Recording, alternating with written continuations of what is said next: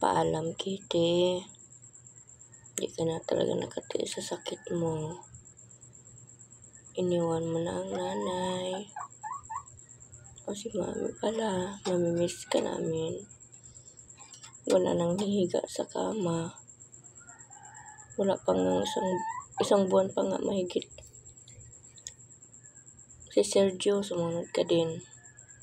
Si Sergio, iniyakan ko yung talagang todo kasi wala yung sakit. Biglaan lang yun. Ikaw naiyak din ako pero tanggap ko na dahil pangalawa mo ng bisis nagkasakit ka. Noon nakasurvive ka ba, nabuhay ka pa.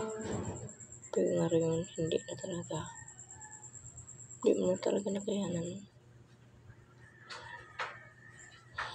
Kitty, sorry ha. Hindi kita naugapan. Sorry talaga. Pero ginawa naman ng lahat ni mami. Ginawa ko ng lahat.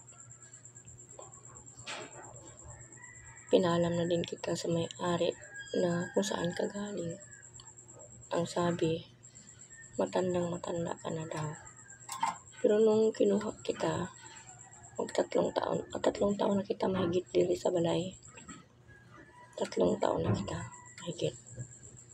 Pero nung sinabi ko sa may-ari, tanggapin ko na daw, hantayin ko na lang daw kung saan ka hihinto ng hininga mo.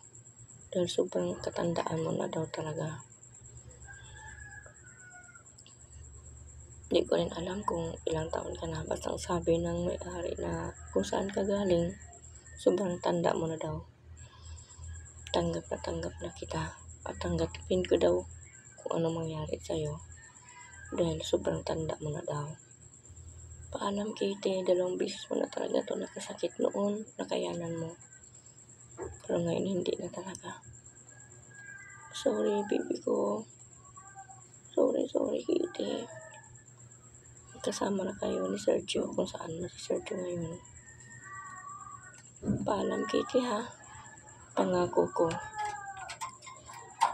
Hindi na talaga ako mag-alaga ng pusa na katulad ninyo.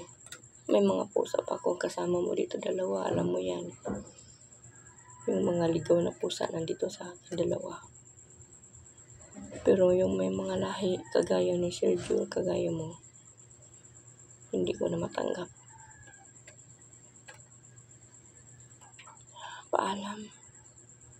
Paalam, Kitty.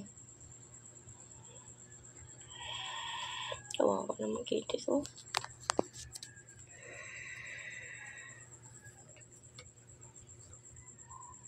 Babalot na kita ni mami. Bye-bye.